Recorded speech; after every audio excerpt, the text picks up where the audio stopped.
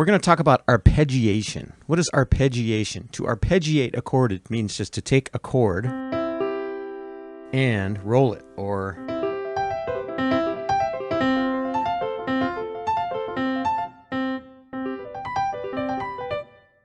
rather than just hitting all three notes of the chord at once, you arpeggiate by going.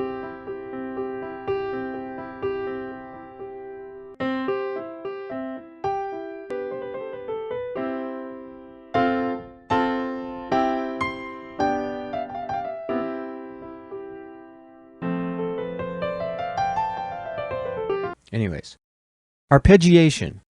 When you have command of triads, you can use triads all over the place. And I talked a little bit of an example before. Here's a C7, 1, 3, flat 7, 1 major 3, flat 7. Then we can put a D triad on it.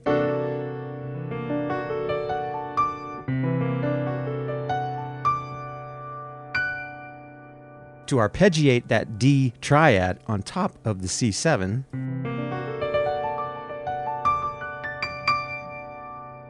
really enlightens the sound of that tone. It's really a sharp 11, a dominant 7, sharp 11 sound.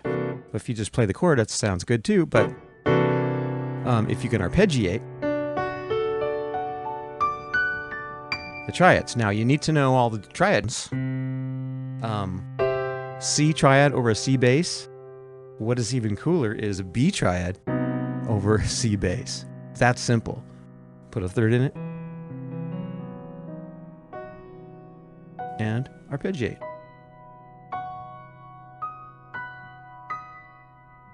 It's pretty simple. All I did in my right hand was play a B triad.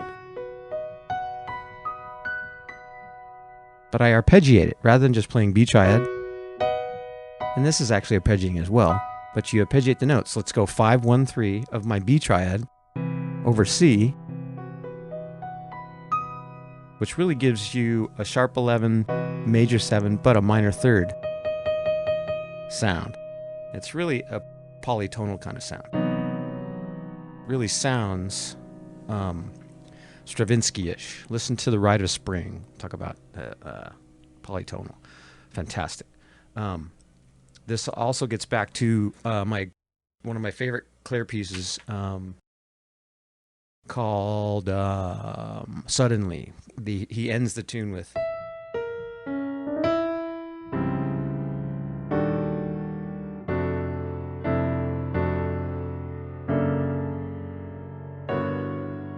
almost every one of those chords is a triad built on the major 7 of the root. The first one, this is basically just a C over D flat. Here's C, and here's D flat. 1, 5, 3. Isn't that badass? D flat. 1, 5, 3. 1, 5, 3. Or D flat, A flat, F. Build a C triad on top of that. Second inversion C triad. Isn't that great? Then he plays D over E flat. Just move the whole thing up a whole step. Let's see, he does. This is D over F, which has a whole other. This is building a triad on the 6th degree, the major 6th degree, and playing that over, in this case, a D over F. What's an arpeggio? Arpeggio is. What does the dictionary say in arpeggio? Oh, far out. Okay, so we're going to outline a triad in different time. In other words, if I hit all the keys at the same time, C chord, yay, C chord. Okay, or I can arpeggiate, means go like this. Or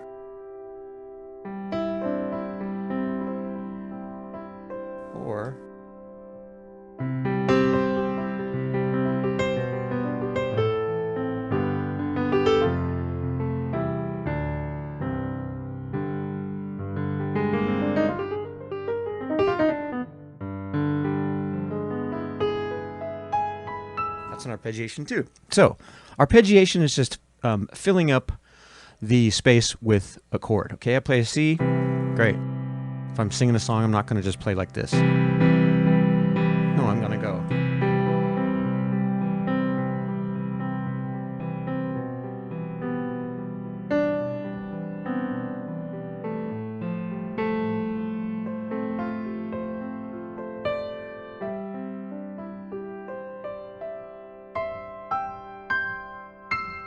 That last part at the end was all just a C triad.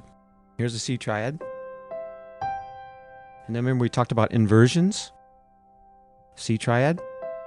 Move the root up an octave. That's the first inversion. Move the third up an octave. That's the second inversion. Root position of a triad is the root is in the bottom. Is the lowest pitch, or middle C. That's a root position triad.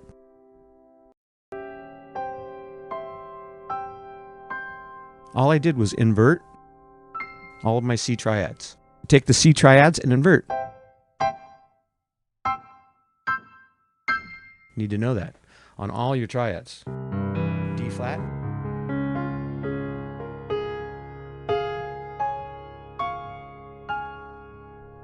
B flat.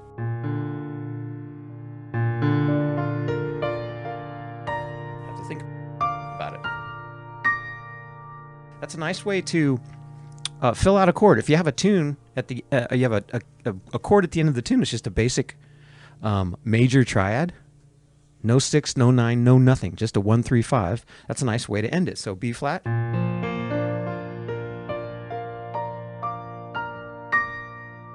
Add a 9.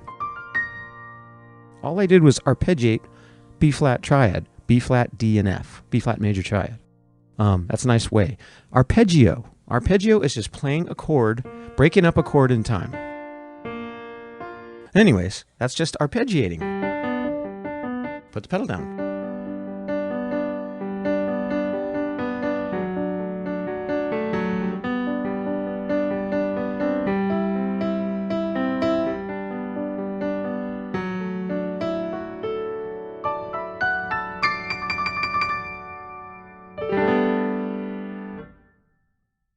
Know your triads and then know how to arpeggiate them.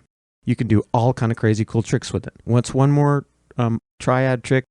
There's 2 over a sharp 9 chord. So let's take C7. You can play a major triad on the minor third. If you need to, rewind it. Play a major triad on the minor third. So yes, I'm playing a C7 with an E natural, but I'm going to play a triad on the E flat. And that gives you a nice sharp 9 sound. E flat is a sharp 9, right?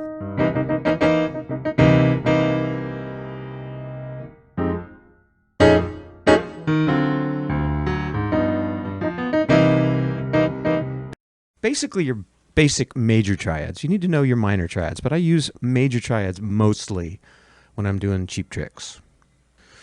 Basic triads. C7, sharp 9. We're going to play a major triad on the minor third. What? Yes. You're going to play a C7, which has a major third in it, E, dominant 7, and you're going to play a minor third. Yes, it's a minor third. It sounds like a minor third. W.C. Handy said, I've noticed that sound in the South that has a bears down on the third. Comes from the Black South. Music of the turn of the century. Ragtime, blues, black American music of the South. And this is where this harmony comes from. Don't forget that. Anyways, major third, dominant 7, W.C. Handy's bear down on the third. Handy quantified blues sound, blues harmony. And he was he's known as the father of the blues because he wrote a bunch of famous tunes in blues format. He was the first American composer to really compose a lot of tunes that use the blues form. Now there's thousands, hundreds of thousands, maybe millions of tunes that use the blues form.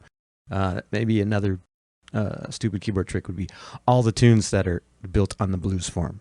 You don't know how many there are, and you know a bunch of them. You may not know that you know them. Oh, we were talking about C7 sharp 9. So take a regular C7. Yes, it has an E natural. And then sing an E flat on top of that. It's a great sound. Sharp 9 chord. What goes up?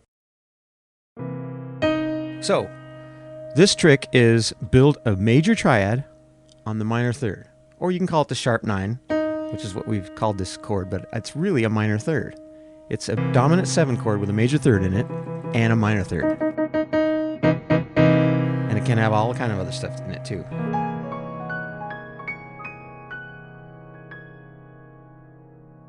But the basic chord is here.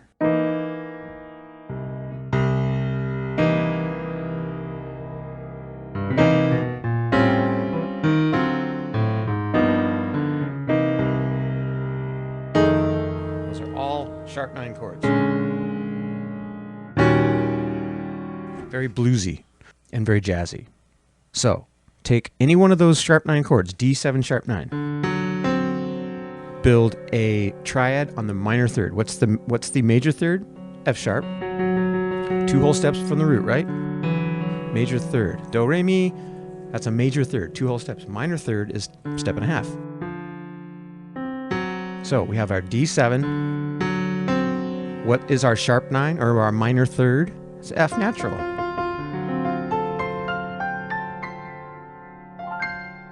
Take that F chord and arpeggiate it over your D7.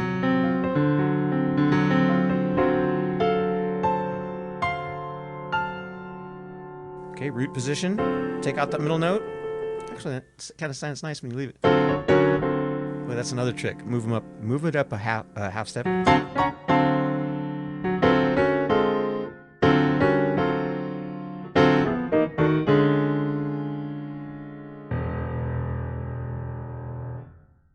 So back to D7, play a F triad on top of that.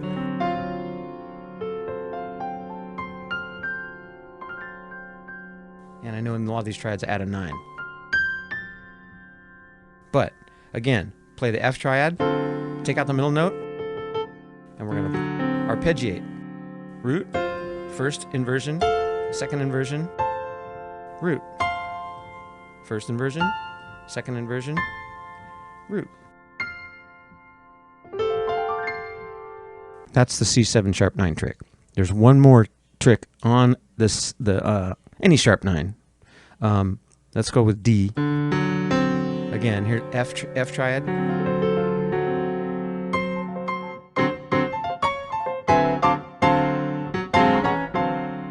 Now, the other triad, so we're building a triad on the minor third, which is the F. Let's take another triad. We're going to build it on the flat 6. What's the flat 6? 1, 2, 3, 4, 5, 6. Flat 6 would be B flat. And that'll give you that sharp 9. The triad gives you the flat 13.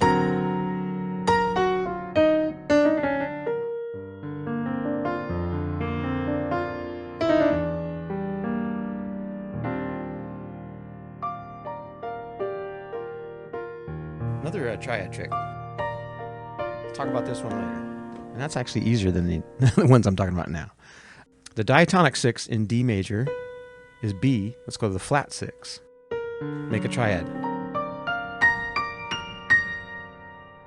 Okay, and that gives you flat 13, gives you the root, D, and it also gives you sharp 9.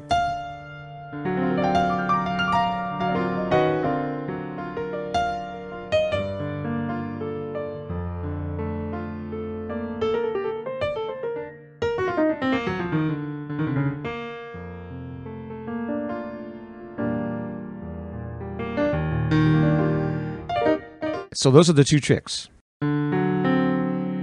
Triad on the minor third, and then arpeggiate. Okay, that's the minor third. Here's the one on the flat 6.